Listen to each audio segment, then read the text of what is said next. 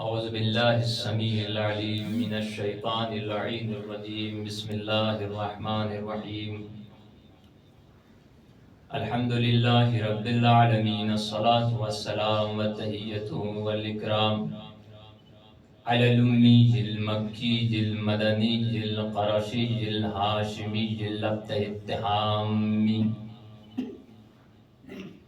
السید البہی السراج المضیء الکوکب الدری صاحب وقار والسکینہ المدفونی بأرض مدینہ العبد المؤید والرسول المسدد المصطفى الامجد المحمود الاحمد حبیب الہ العالمین وخاتم النبیین وسید المرسلین وشفیع المذنبین بالقاسم المحمد اللهم صل على محمد وآل محمد وعلى آل بيت الطيبين الطاهرين المعصومين المظلومين المنتخبين أما بعد فقد قال الله تبارك وتعالى في القرآن المجيد بسم الله الرحمن الرحيم إنا علينا للهدى وإن لنا للآخرة والأولى صلوات پر محمد وآل محمد اللهم صل على محمد وآل محمد وعجل فرجهم. معزز سامعین کرام،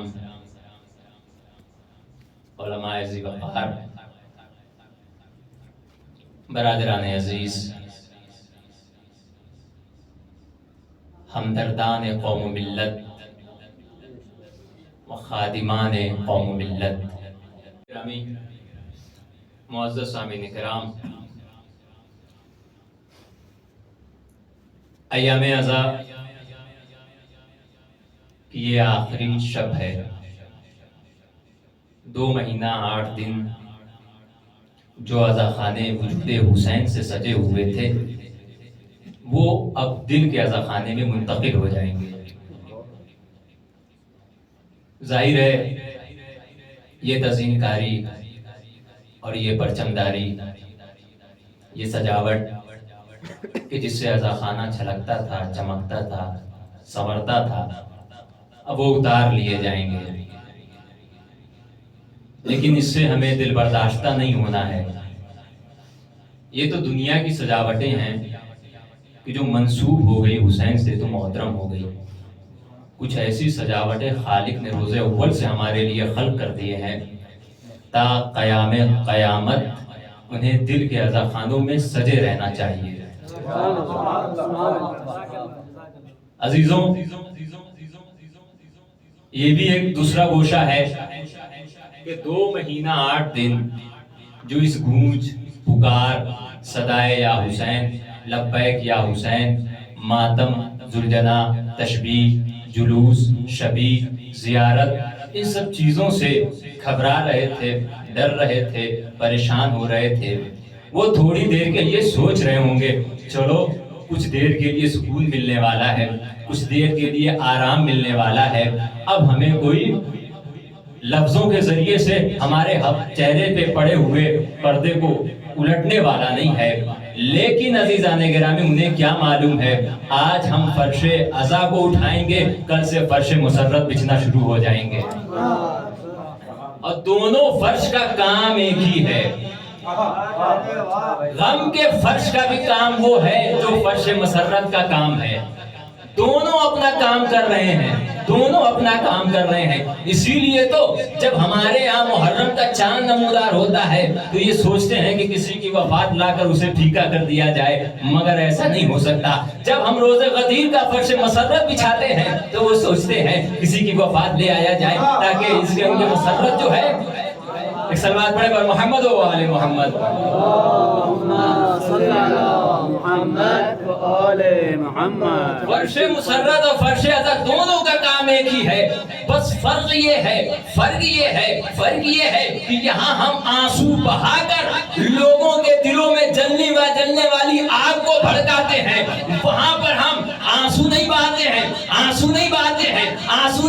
ہیں، بلکہ اپنے دل کے عمیق میں یا یوں کہوں دل کے جوف میں رکھے ہوئے ایک کوزے سے مدحت علی کا ایک دریا بہاتے ہیں، جس سے آنے والے مفتیوں کی، گزرنے والے مفتیوں کی تمام بستیاں جل کے راکھ ہو جاتی ہیں۔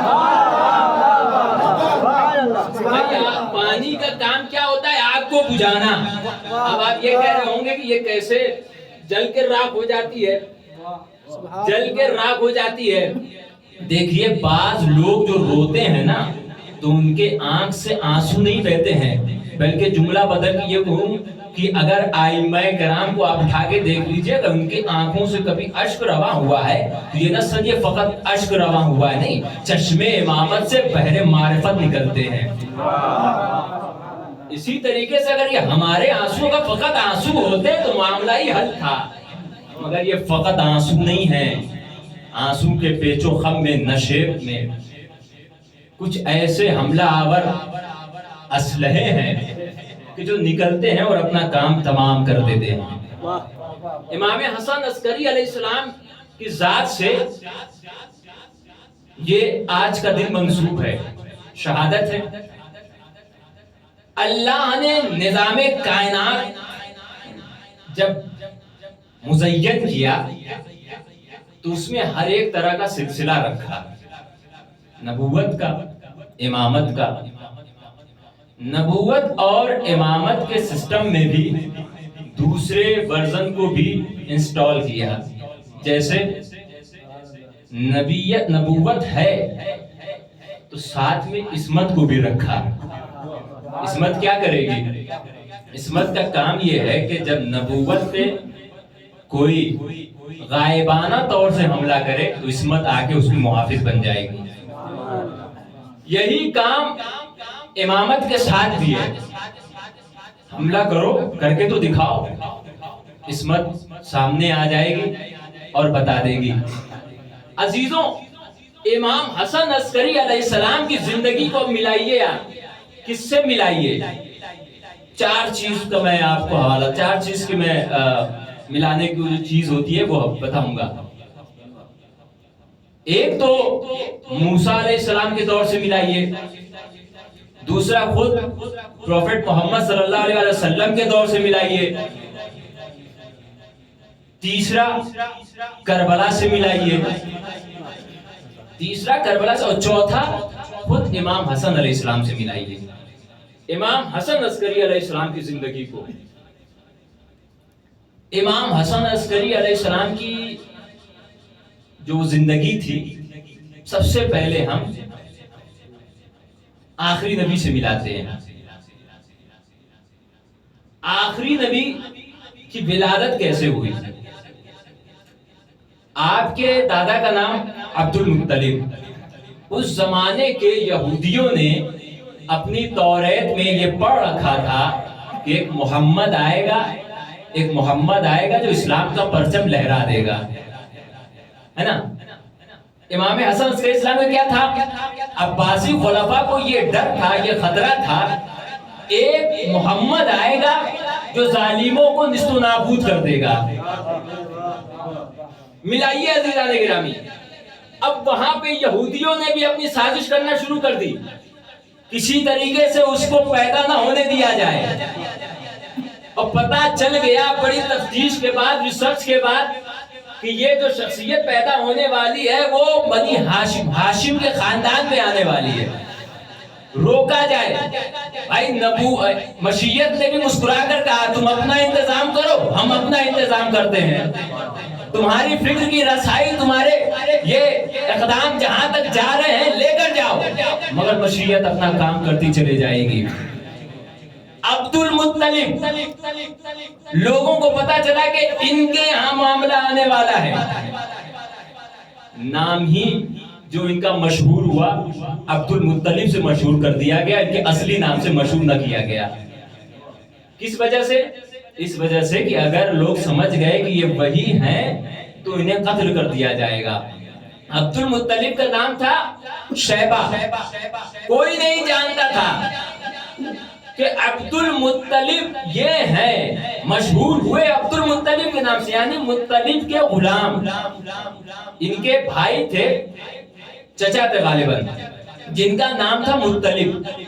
انہوں نے اپنے بھائی کے لڑکے کو لے کر چلے آئے, یہ جو عبد المطلب, اور سب جگہ مشہور یہ ہو گیا کہ یہ تو مطلب کے غلام ہیں. کسی کا دماغ وہاں تک نہیں پہنچا. ان کی شادی ہوئی, عبداللہ کی علیہ السلام کی ولادت ہوئی۔ اب عزیزان کرام یہودیوں نے سوچا کہ کسی طریقے سے لوگ، اب یہ آشکار ہو گیا، پتہ چل گیا، اب یہ ہوا کہ عبداللہ کو کسی طریقے سے کنارے سے ہٹا دیا جائے۔ دیکھیں تھوڑی دیر کی زحمت بس ساتھ رہیں، کسی طریقے سے عبداللہ کو بھی ہٹا دیا جائے۔ مگر اللہ نے کیا انتظام کیا؟ کیا انتظام کیا؟ آمینہ کی گود سے محمد کی ولادت ہو گئی۔ اب امام حسن عسکری علیہ السلام کو، امام محمد تقی علیہ السلام کی ولادت ہوئی۔ ان کے یہاں 4 بیٹے مولود ہوئے۔ سب سے بڑے کا نام ہے سید محمد، اور انہوں نے اپنے بیٹوں کا نام رکھا تو اپنے بزرگان کے حساب سے، ایک کا نام رکھا حسن اور ایک کا نام رکھا محمد۔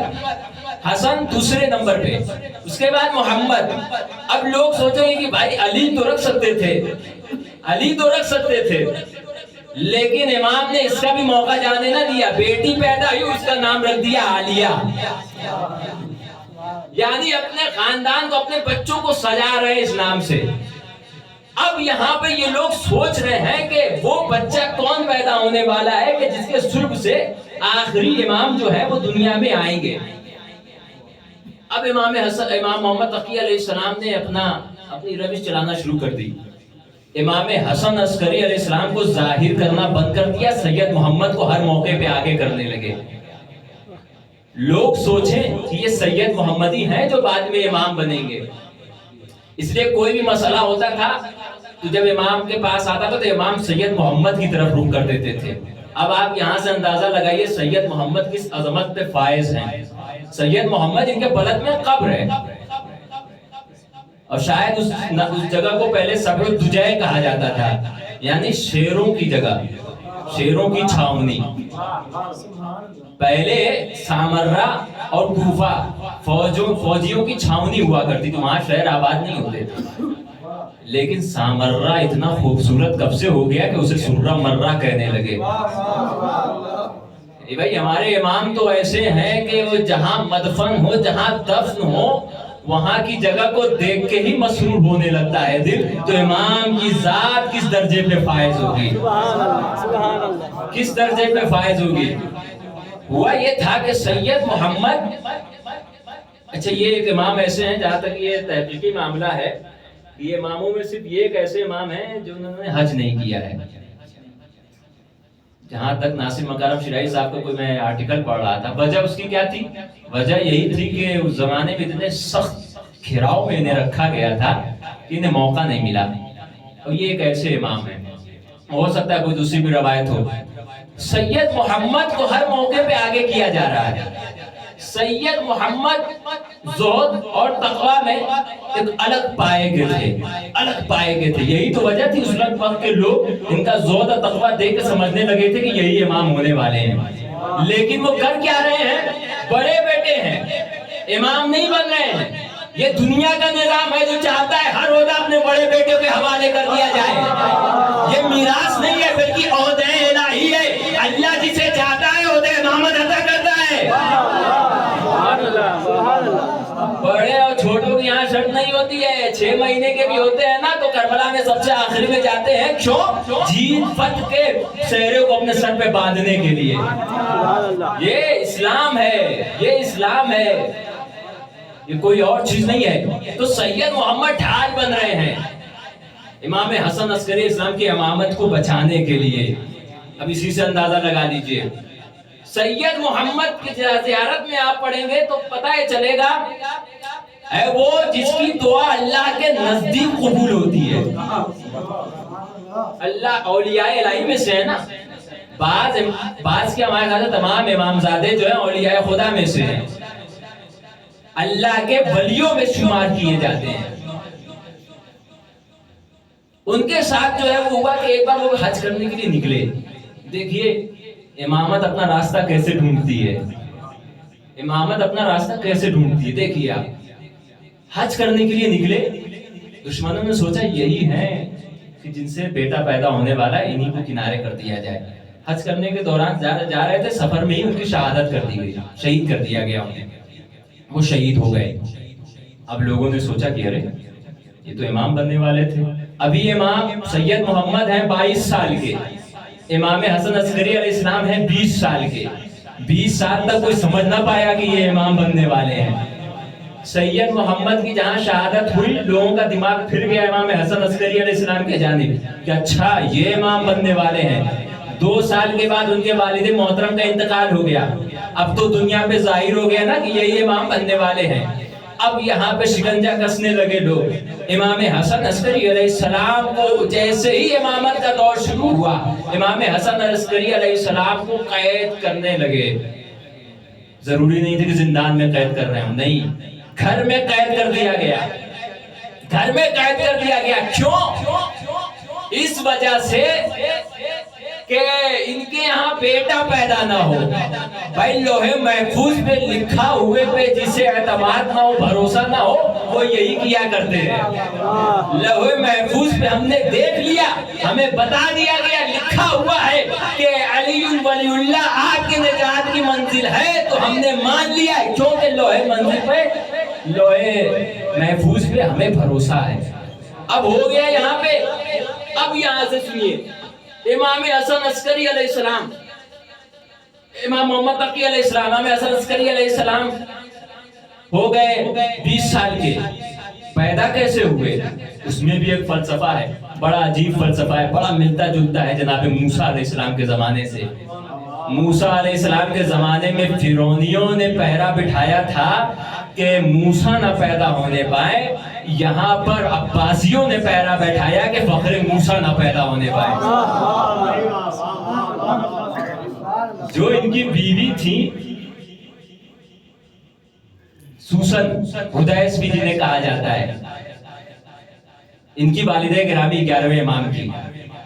جب انہیں قید میں رکھا گیا تھا نا, گھر میں قید رکھے تھے, تو حکومت کی طرف سے دائی جاتی تھی, جا کے چیک کیا کرے, جا کے چیک کیا کرے معاملہ سب ٹھیک ہے, کوئی بیٹا پیدا ہو تو ہونے والا نہیں ہے. یعنی پہرا بٹھایا گیا, لیکن اللہ نے اپنا انتظام کر دیا. ادھر امام حسن عسکری اسلام کی ولادت ہوئی, ادھر دنیا میں چلے آئے. وہاں موسیٰ علیہ السلام کی ولادت ہوئی, دنیا میں چلے آئے. موسیٰ جوان ہوئے, بڑے ہوئے, فرعونیوں کے سارے غرور کو ڈبا کے رکھ دیا. یہاں پہ فخر موسیٰ بڑا ہوا, عباسیوں کے سارے محل کو زمین گور کر کے رکھ دیا, زمین گور کر کے رکھ دیا. اب یہاں سے شروع ہوتی ہے امام حسن عسکری علیہ السلام کی ایک زندگی, جو ایسی زندگی کہیں نہیں ملی. 6 سال امامت, فقط 6 سال, صرف 6 سال. دیکھو غور سے سنیے گا, 6 سال امام رہے, مگر کبھی انہیں باہر نہیں آنے دیا گیا. صرف 4 دن باہر آنے دیا, اور 4 دن میں وہ کام کر دیا نا جس کے لیے وہ قید کر رہے تھے, وہ سب آشکار ہو گیا. قید میں رکھا گیا. باہر کب لایا گیا؟ جب حکومت کو لگا کہ عسکری کے علاوہ کوئی دوسرا چارہ ہی نہیں ہے کہ جو ہمیں نجات دلا سکے. ایک عیسائی نے اپنے ہاتھوں کو بلند کر کے دعا مانگی اور بارش ہونے لگی. اب یہ ہونے لگا کہ عیسائیت مسیحیت پروموٹ ہونے لگی. اب اس کو خطرہ ہو گیا, ڈر ہو گیا کہ بھائی یہاں پر اگر کوئی بچا سکتا ہے تو وہی بچائے کہ جس کے در پہ محمد کے دین میں گھٹنیوں پر چل کے جوان ہوئی ہے, وہی بچائے گا. امام حسن عسکری اسلام کو باہر لے کے آئے, وہ پورا واقعہ آپ کا سنا ہوا ہے. امام حسن عسکری اسلام باہر آئے, اور باہر آنے کے بعد انہوں نے کہا کہ اس کے ہاتھ میں ایک نبی کی ہڈی ہے, اس ہڈی کو لے لیا جائے. ہڈی کو لے لیا گیا. امام نے کہا, وہ سارا واقعہ معلوم ہے, بس مختصر کرتے ہوئے امام نے کہا کہ میں اگر ابھی دعا کر دوں تو بارش ہونے لگ جائے. دعا کیا امام کے بعد, پھر سے بارش شروع ہونے لگی. وہاں پہ جتنے لوگ اکٹھا ہوئے تھے سب سمجھ گئے کہ بھائی یہ کوئی ہو یا نہ ہو, یہ ضرور محمد کے خاندان سے ہے, محمد کے گھر سے ہے. اتنے سال کی کوشش عباسیوں کی کہ کوئی حسن عسکری کو پہچان نہ پائے, 20-22 سال لگا دیا کہ حسن عسکری کی شناخت مر جائے, مگر میرا 11واں امام باہر آیا اور 4 منٹ میں اپنی معرفت کرا کے واپس قید خانے میں چلا گیا.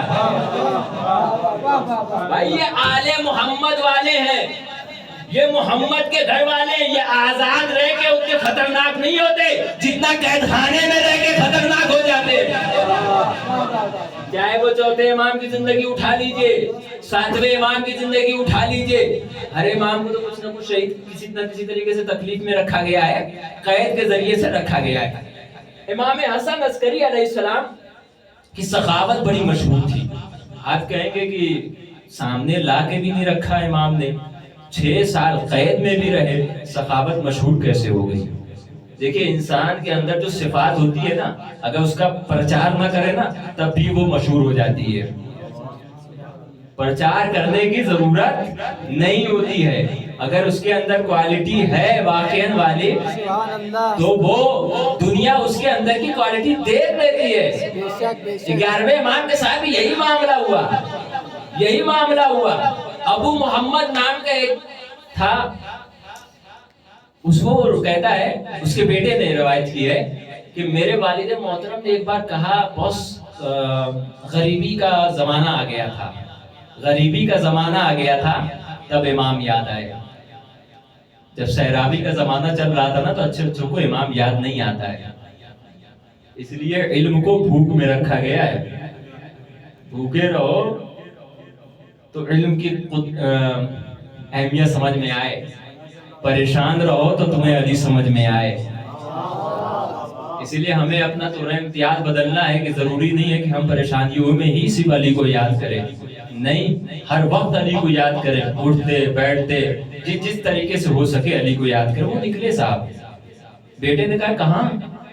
कहा कि एक अबू मोहम्मद एक हैं, उनकी सखावत बड़ी मशहूर है, चले उनके पास कुछ मांगा जाए। देखिए कितना दिलचस्प वाकया है, हो सकता है बात दोस्तान ने, उलमाए कराम ने सुना होगा। चलते हैं, अब ये दोनों रास्ते में चल रहे थे तो बेटे ने अपने बाप से कहा, बाप ने अपने बेटे से कहा कि कितना अच्छा होता अगर ये शख्स हमें 500 दिरहम दे देता, 200 खाने पीने के लिए, 200 कपड़ों के लिए और 100 बाकी अखराजात के लिए। बात जगह मिलता है 200 कपड़ों के लिए, 200 कर्ज देने के लिए और 100 दिरहम बाकी अखराजात के लिए। तो उस बेटे ने कहा कि मैंने भी अपने दिल में सोचा कि काश इमाम मुझे 300 दिरहम दे देते, 100 कपड़े के लिए, 100 सवारी के लिए और 100 बाकी के अखराजात के लिए। ये दोनों आपस में सोच रहे हैं। वायरलेस जो आज के जमाने में वजूद में आया है ना, वो इमाम के जमाने में पहले ही से मौजूद थी। वहां उसके दिल से आवाज निकली और वहां इमाम के गोशे इमामत पे बात पहुंच गई। लेकिन जमाना लाख तरक्की करने के बाद वायरलेस कम्युनिकेशन सिस्टम तो लॉन्च कर चुका है, लेकिन आपको बोलना पड़ेगा। वहां वो सिस्टम लॉन्च था, बोले नहीं, दिल में सोचे बात पहुंच जाएगी। अब जो हुआ वहां पर ये कि अब वो लोग आए इमाम के पास, गुलाम बाहर निकला, बाहर निकलते ही कहा कि वो जो बेटे और बाप आए हैं ना, मोहम्मद बिन इब्राहिम, वो अपने बाप के साथ अंदर आ जाए, इमाम ने बुलाया है। तो इमाम ने कहा कि इतनी देर क्यों कर दी आने में, इतनी देर क्यों कर दी आने में? कहा कि इमाम मुझे शर्मिंदगी महसूस हो रही थी आपके पास आने से, ऐसे वक्त में हम आए हैं। इमाम ने कहा ठीक है। अब इमाम के मौजूदगी से वो बाहर निकला था, गुलाम आया, 2 थैले लेकर आया, एक बाप को दिया और बाप को देने के बाद कहता है कि इमाम ने दिया है, कहा है कि इसमें 500 दिरहम है, 200 खाने पीने के लिए, 200 कपड़ों के लिए, 100 बाकी के अखराजात के लिए। उतनी देर में गुलाम ने दूसरा थैला निकाला, बेटे को दिया। इमाम ने कहा है 300 दिरहम है, 100 कपड़ों के लिए, 100 कर्ज देने के लिए और 100 सवारी के लिए। अब वहां पर इमाम ने कहा लेकिन बेटे से जाके कह दो कि ये जो सवारी के लिए पैसा ले रहा है, इसके दिल में इरादा है कि वो सवारी से पहाड़ पे जाके बच जाएगा। नहीं, पहाड़ पे जाके न बसना, अपने शहर में जाके तजारत शुरू कर देना। भाई यहाँ पे दिल में सोचा, इमामत ने बात सुन ली, समझ ली, बात सुन ली, समझ ली, बात सुन ली, समझ ली। हम जाते हैं आज सामर्रा में, जाके जरी को पकड़ पकड़ के अपनी मुनाजातें रखते हैं, अपनी फरियादें रखते हैं, अपनी रुदादे रखते हैं, अपनी मन्नतें रखते हैं, अपनी नजरें रखते हैं। जमाने को नागवार गुजरता है, उन्हें इमामत की गैबत पे इश्काल है तो है, मगर इमामत की तहिंदगी पे इश्काल किस वजह से है? सलवात पढ़े पर मोहम्मद व आले मोहम्मद पे। अल्लाहुम्मा सल्ली अला मुहम्मद व आले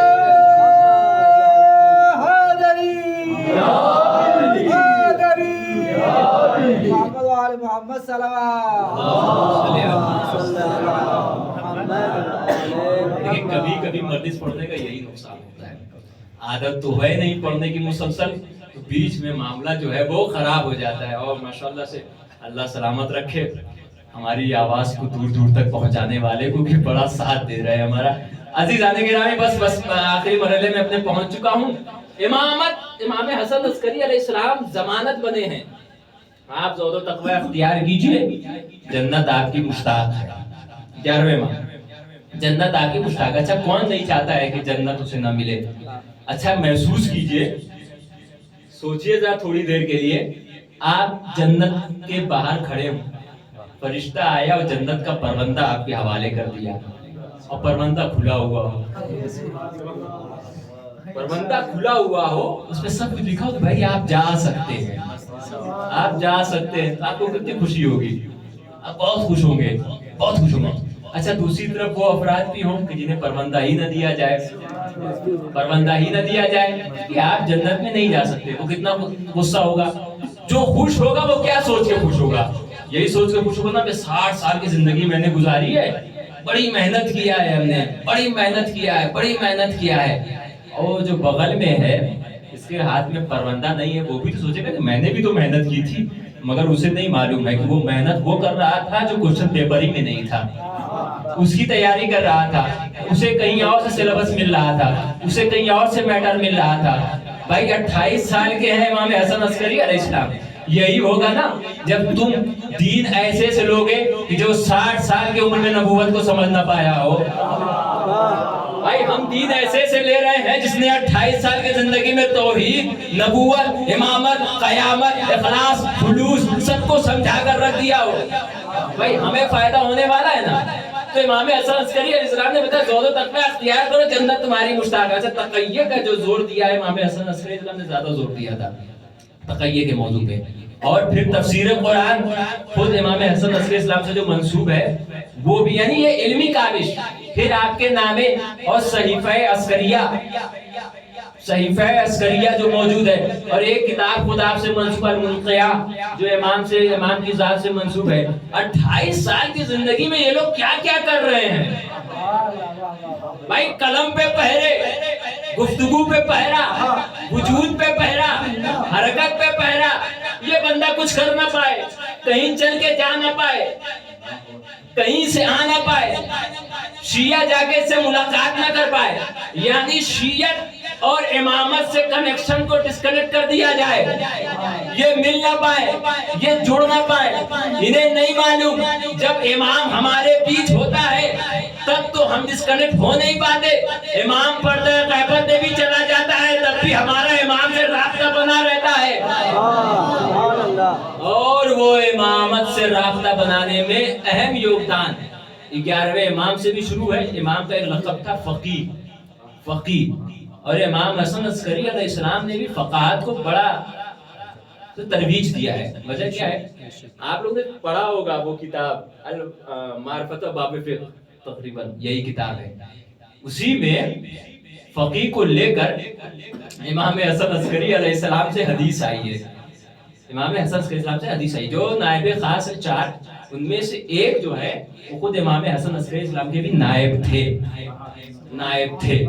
अजीजों वाकई वक्त बहुत कम है हमारे भाई, अभी तो बहुत से ऐसे गोशे बाकी हैं कि जिसपे तबसरा नहीं हुआ। मैं अभी आगे बढ़ रहा हूँ, जवानी में आगे फिर याद आया, बचपने में कुछ भूल के आ गया हूँ। भाई कुएं में गिरे थे ना, मोतबर रवायत में कुएं में गिरे थे, کنویں میں گرے، پورا محلہ پریشان ہو گیا، ارے بھائی بچہ گر گیا، بچہ گر گیا، بچہ گر گیا۔ جو نفس مطمئنہ کا خریدار تھا وہ نماز پڑھ رہا تھا۔ بھائی امام کی نماز کا یہ حال ہے نا کہ آپ لاکھ چلاتے رہے، امام کو سنائی نہیں دیتا ہے۔ وہ دوسری بارگاہ میں ہوا کرتے ہیں، امام کو کچھ محسوس نہیں ہوا، بڑے اطمینان سے امام نے نماز مکمل کی۔ آنے والے نے بتایا ارے آپ نماز طویل کر رہے تھے، وہاں آپ کا بیٹا کنویں میں گر گیا ہے۔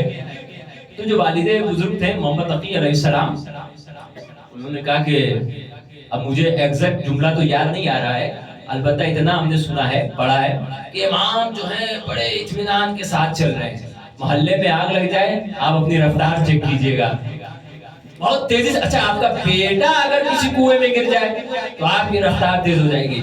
امام کو معلوم تھا جب یوسف کو کنویں میں کچھ نہیں ہوا تو یہ تو فخر یوسف ہے، یہ تو فخر یوسف ہے، اسے کیا ہوگا؟ امام اطمینان سے گئے اور جانے کے بعد وہی سکینت کے ساتھ، سکون کے ساتھ جاتے ہیں، اور جانے کے بعد کنویں کے پاس جاتے ہیں، کہتے ہیں پانی میرا بیٹا میرے حوالے کر۔ پانی بلند ہوا اور کیا لوگوں نے دیکھا کہ 11ویں امام جو ہیں وہ موجود سے کھیل رہے ہیں۔ کیوں نہ کھیلے، ان کا بیٹا بھی آئے گا تو پانی پہ مصلی بچھا دے گا۔ بھائی دیکھیں کنیکشن کہاں کہاں سے مل رہا ہے، کہاں کہاں سے مل رہا ہے، آپ اندازہ تو لگائیں۔ تو عزیزان گرامی، امام حسن عسکری علیہ السلام کی یہ زندگی ہے۔ آپ کو قید میں رکھا گیا، آپ کو ایک لقب ہے آپ کا عسکری، بڑا مشہور لقب ہے۔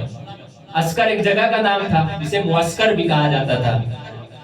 کیوں کہا جاتا تھا میں نے شروع میں عرض کیا، کیونکہ وہ فوجیوں کی چھاونی ہوا کرتی تھی، بعد میں جو ہے وہ امام سے منسوب ہو گیا، امام سے منسوب ہو گیا۔ ایک واقعہ اور بھی، 2-3 واقعے میں یاد کر کے آیا تھا، لیکن وقت جو ہے میرے خیال سے بہت زیادہ ہو گیا ہے، گھڑی بھی نہیں چل رہی ہے۔ صلوات پڑھیں پر محمد و آل محمد۔ اللہم صلی علی محمد و آل محمد۔ بس عزیزان گرامی، ساری بات کو سمیٹ رہا ہوں یہاں پر۔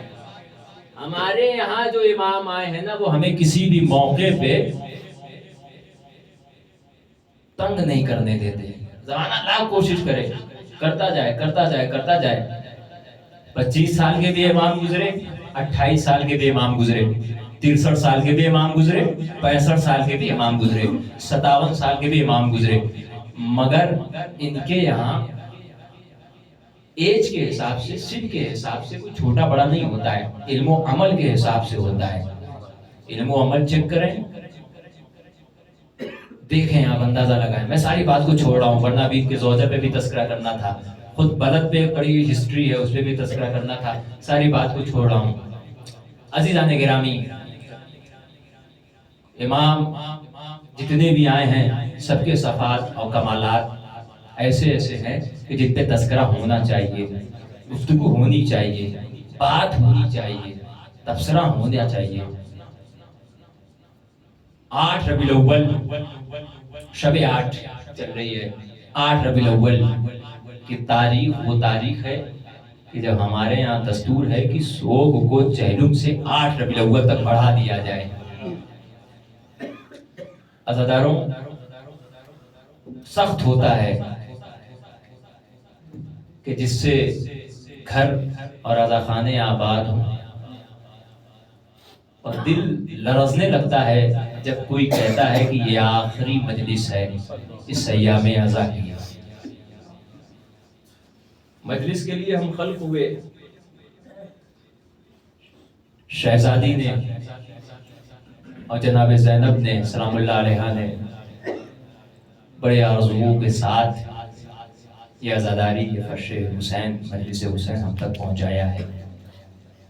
عزاداروں میں شروع میں یہ جملہ کہہ دیتا ہوں کہ شہزادی فاطمہ زہرا سلام اللہ علیہا کا لقب ہے ام الائمہ، اماموں کی ماں۔ ماں کا کام کیا ہوتا ہے؟ جب بیٹے کے لیے مجلس برگزار ہو تو پہنچ جاؤ پرسہ لینے کے لیے۔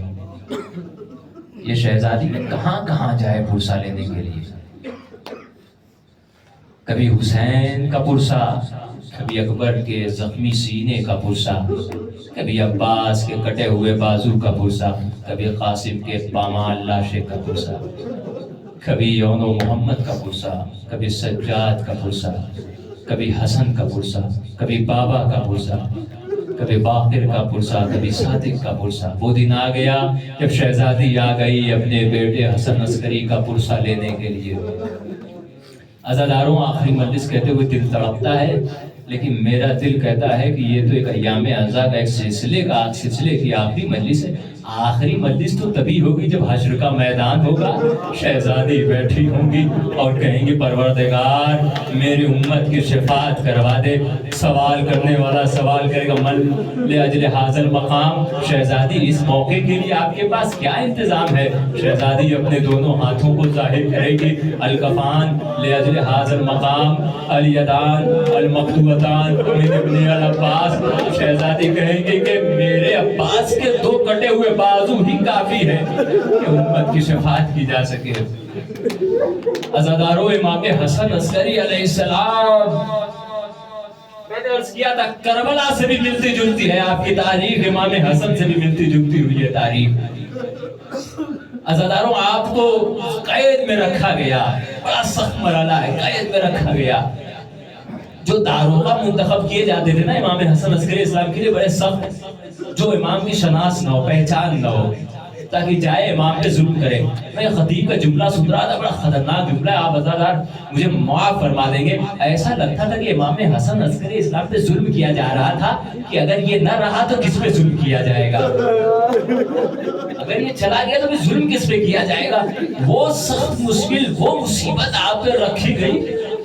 عزاداروں، داروغہ نے جب دیکھا، داروغہ سے کہا گیا تھا کہ امام کو جو ہے وہ تکلیف دینا، ہر وقت تکلیف دینا۔ وہ کہتا ہے اپنے بادشاہ سے کہ میں امام کو کیسے تکلیف دوں؟ دن میں آتا ہوں تو وہ روزے کی حالت میں ہوتے ہیں، رات میں آتا ہوں تو ان کا سر سجدے سے نہیں اٹھتا ہے۔ عزاداروں، ایک چاہنے والے نے امام حسن عسکری اسلام کو کھانا پتہ کیا دیا جاتا تھا؟ روٹی اور پانی دیا جاتا تھا، صرف روٹی اور پانی دیا جاتا تھا۔ امام 6 سال اسی میں گزارا کر رہے تھے۔ عزاداروں، زندان میں قید ہونا تھوڑی دیر کے لیے سمجھا جا سکتا ہے، مگر سخت ہوتا ہے اس کے لیے جو اپنے گھر میں ہی قید ہو جائے۔ عزاداروں، کنیزیں جو تھی وہ بار بار آتے تھے، دائیاں آتی تھی، رونے کا ایک ماحول برپا ہو جاتا تھا۔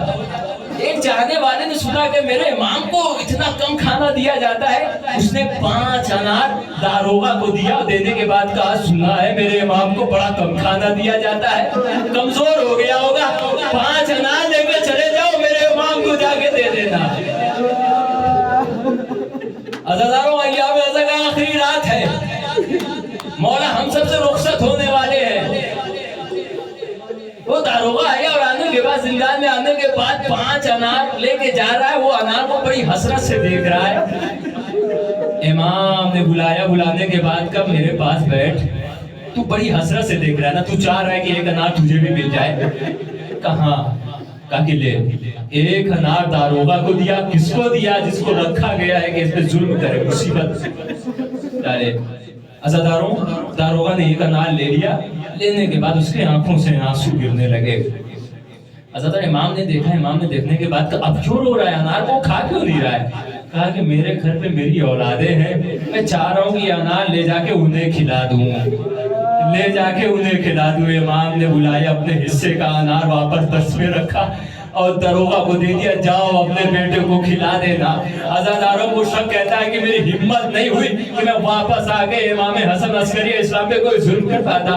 داروغہ کے جو اوپر والا ناظر تھا، اسے خبر ہوئی کہ یہ امام پر شفقت کے ساتھ کام لے رہا ہے۔ وہ داروغہ کے پاس آیا اور آنے کے بعد کہا سنا ہے تو امام کے ساتھ ظلم نہیں کر رہا ہے؟ کہا میں ظلم نہیں کر سکتا ہوں، امام بڑے شفیق ہے، میں ان پہ ظلم نہیں کر سکتا ہوں۔ ایک مرتبہ داروغہ نے کہا کہ ایسا ہے تو پھر ٹھیک ہے، میں امام کو اپنے گھر لے کے جاتا ہوں اور اپنے گھر میں لے جا کے پنجرے میں بند کر دیتا ہوں، پھر تمہیں سمجھ میں آئے گا مصیبت کیسے لا دی جاتی ہے۔ عزاداروں، وہ امام کو لے کے جاتا ہے اور ایک ایسے پنجرے میں بند کرتا ہے کہ جس میں امام نہ اپنے پاؤں کو پھیلا سکتے ہیں، نہ اٹھ کے بیٹھ سکتے ہیں، نہ صحیح سے لیٹ سکتے ہیں۔ بند کرنے کے بعد وہ رات میں گیا واپس، جب اگلے دن کا رات گزرنے کے بعد کہ گھر کی عورتیں آ جاتی ہیں اور آنے کے بعد کہتی ہے داروغہ تو نے کس کو جیل میں رکھ دیا ہے؟ کہا کیا ہوا؟ کیا ہوا؟ کہا کہ اس کو میں دیکھ رہا ہوں مسلسل کریا کر رہا ہے اور صرف ہمارے لیے دعا کر رہا ہے. ارے جس کے گھر میں بند کیا گیا ہے اس کی نجات کے لیے دعا کر رہا ہے. ایک مرتبہ اس عورت نے کہا کہ کچھ بھی کرنا اس پہ اذیت نہ پھیلانا, اسے مارنا نہیں. کہا کیوں؟ اس وجہ سے کہ ہمیں لگتا ہے کہ یہ محمد کے گھرانے کا ہے.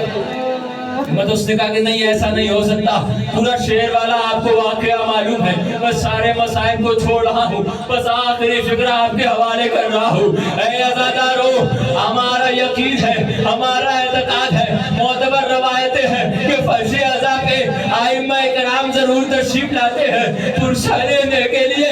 آج ہمارا وقت کا امام یتیم ہو گیا ہے, وہ پرسہ لینے کے لیے ہمارے بیچ آیا ہوا ہے.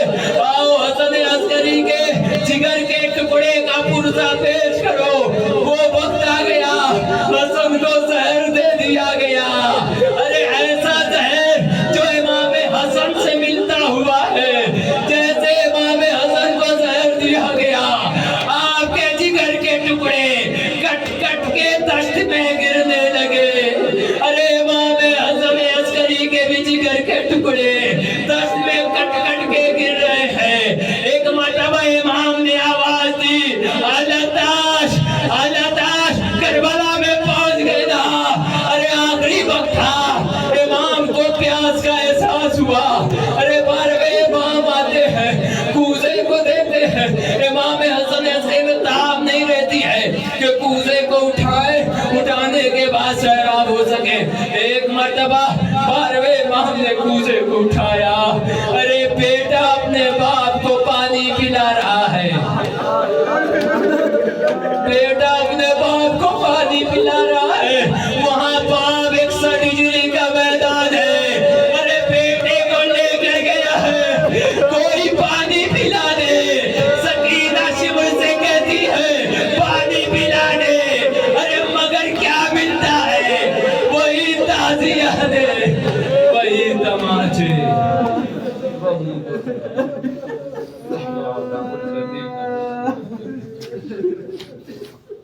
ربنا تقبل منا انك انت السميع العليم. بار اللہ تجھے محمد والے محمد کا واسطہ ہماری اس قلیل عبادت کو قبول مقبول فرما. بار اللہ تجھے محمد والے محمد کا واسطہ جہاں جہاں بھی شیعہ حیدر کرار ان کی جان مال عزت آبرو کی حفاظت فرما.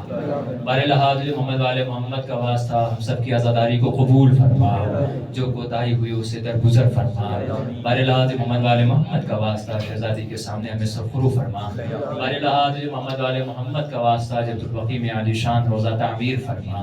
بار اللہ تجھے محمد والے محمد کا واسطہ علماء کرام راجہ اعظام کا سایہ ہمارے سروں پر قائم و دائم رکھ. بار اللہ تجھے محمد والے محمد کا واسطہ منتقم خون حسین یوسف زہرا امام زمانہ عجل اللہ تعالیٰ فرج شریف کے ظہور میں تعجیل فرما, اور ہمارا شمار ان کے نصر و مددگار میں کر. ماتم حسین